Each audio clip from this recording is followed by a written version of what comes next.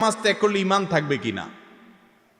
দেখুন, ইচ্ছাকৃত জেনে শুনে ঠান্ডা মাথা যদি কেউ নামাজ না পড়ে, এই ব্যক্তি মুসলমান থাকবে নাকি কাফের হয়ে যাবে, এ নিয়ে ইমামগণের মধ্যে মতপার্থক্য আছে। অনেক ইমামদের মতে ইচ্ছাকৃত নামাজ ত্যাগ করলে সে কাফের হয়ে যায়, কারণ রাসূল করিম সাল্লাল্লাহু আলাইহি সাল্লাম বলেছেন, বাইনার রজুলি ওয়াশ শিরকি ওয়াল কুফরি তারকুস সালাহ। একজন মানুষের সাথে শিরিক এবং কুফরের পার্থক্য হলো নামাজ ত্যাগ। মান তারাকাস সালাতা মুতাআম্মিদান ফাকাদ কাফারা। যে ব্যক্তি ইচ্ছাকৃত নামাজ ত্যাগ করলো সে কুফরি করলো বা কাফের হলো, দুইটা অর্থ হতে পারে। তো এই সমস্ত হাদিসের ভিত্তিতে কোরআনে কারিমে আল্লাহ তাআলা বলেছেন, ফাইন তাবু ওয়া আকামুস সালাহ ওয়া আতুজ যাকাত ফা ইখওয়ানুকুম ফিদ্দীন। তারা যদি নামাজ পড়ে তাহলে তোমার ধর্মের ভাই।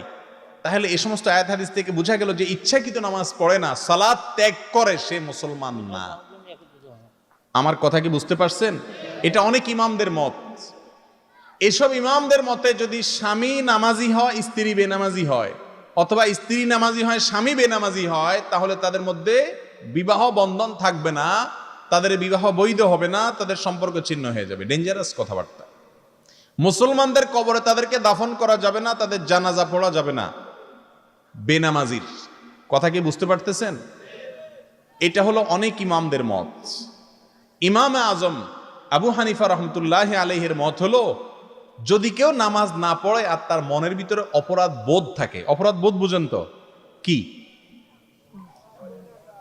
সে বলতেছে যে আসলে নামাজ তো পড়ি না, কিন্তু পড়া উচিত, এটা অন্যায়, আসলে দোয়া করেন শুরু করব, আসলে ঠিক হচ্ছে না, তার ভিতরে একটা ভয় কাজ করে, স্বীকার করে সে, এরকম যদি হয় তো ইমাম আজম আবু হানিফা রহমতুল্লাহ বলেন সে কাফের হবে না। আর আবু হানিফা রহমতুল্লাহ আলাইহির এই মতের কারণে বহু বেনামাজি বাইচা গেল আর কি। কথা কি বুঝতে পারছেন? প্রিয় ভাইরা আমার, রাসূল সাল্লাল্লাহু আলাইহি সাল্লামের যুগে যারা মসজিদে না আসতো, সাহাবীরা তাদেরকে মুসলমান মনে করতেন না। মুনাফিকরা পর্যন্ত মসজিদে এসে হাজিরা দিতে হতো, কারণ মসজিদে না আসলে মুসলমান হিসাবে গণ্য হতো না। আর আমরা তো মাশাআল্লাহ, যদি কয় কিরে নামাজ পড়ছ না কেন, বলে নামাজ না পড়লে কি হয়েছে, ঈমান আছে। মেসওয়াক দাঁত ব্রাশ না করলে কি হয়েছে, আমার মুখ পরিষ্কার আছে। এই কথা যেরকম নামাজ না পড়লে কি হয়েছে, আমার ঈমান আছে, এই দাবিটা অনেকটা সেরকম। মনে রাখবেন, মুসলমান নামাজ ছাড়তে পারে না। মুসলমান অর্থের অভাবে লোভে পড়ে চুরি করছে, এটা হতে পারে। মুসলমান শয়তানের পালায় পড়ে জিনা করে ফেলেছে, হতে পারে। ঠান্ডা মাথায় মুসলমান নামাজ ত্যাগ করতে পারে না।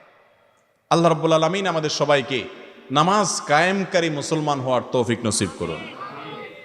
আরব আলেমদের ফতোয়া হলো, বিশেষ করে সৌদি আরবের ওলামা একরামের ফতোয়া হলো, নামাজ ত্যাগকারী কাফের, মুসলমান না। এই জন্য সৌদি আরবের ছোকরা ছোকরা পোলাপাইন, যুবক পোলাপাইনকেও দেখা যায়, যারা প্রবাসে আছেন তারা জানেন যে আকাম কুকাম যাই করুক না করুক, নামাজের রক্ত হলে দৌড়ায় মসজিদে আইসা হাজির এটা দিয়া যায়, ইমান রাখে। আর আমাদের ইমান তো ভাঙে টাঙে না, বাঙালির ইমান ওই ছোটবেলা লাই লাই পড়ে ধুইছে, আর মরা পর্যন্ত কত আকাম কুকাম, কিসের নামাজ তো নামাজ, আরো কত কিছু, আল্লাহর কত আয়াত, কত আদেশ, কত নিষেধরে লঙ্ঘন করে, অমান্য করে, অস্বীকার করে, ডিনাই করে, এরপরে আবার দাবি করে বলে মুসলমান আমি। ঠিক না বে ঠিক? মরার পরে টেলা বোঝা যাবে। আল্লাহ তাআলা আমাদেরকে সংশোধন হওয়ার তৌফিক নসিব করুন।